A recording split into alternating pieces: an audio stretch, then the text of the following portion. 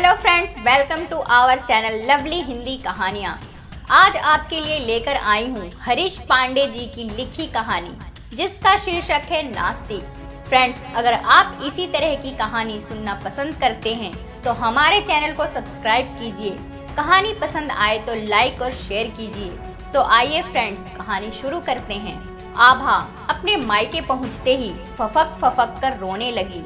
माता पिता किंग कर्तव्य विमूढ़ खड़े थे, बार बार आशा भरी निगाहों से दरवाजे की तरफ देखते, मगर किसी और के कदमों की आहट ना सुनकर उन्हें निराशा ही हाथ लगी।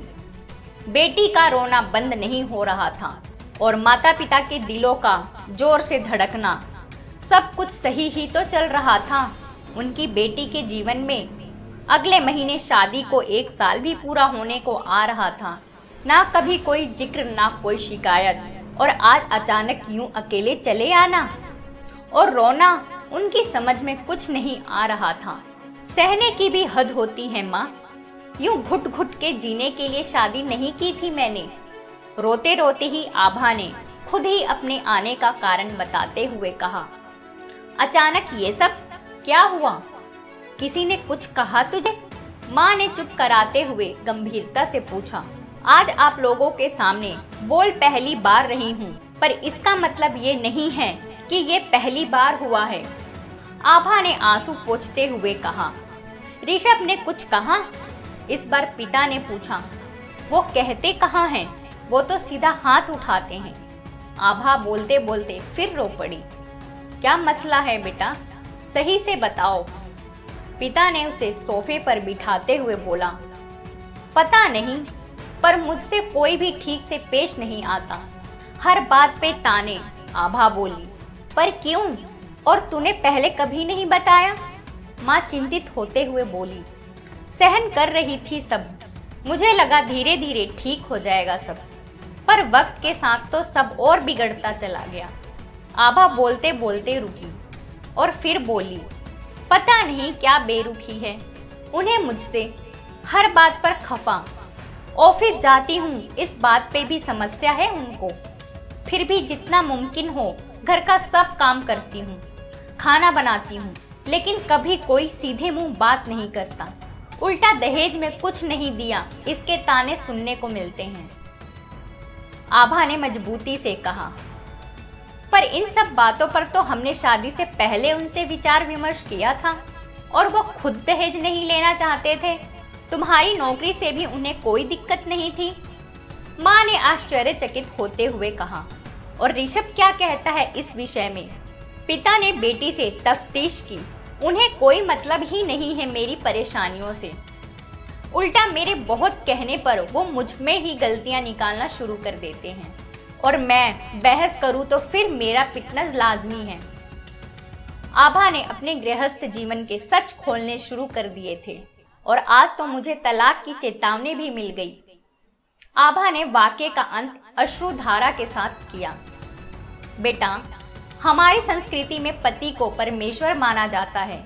जहाँ 2 बर्तन साथ में रहते हैं वहाँ आवाज तो होती ही है।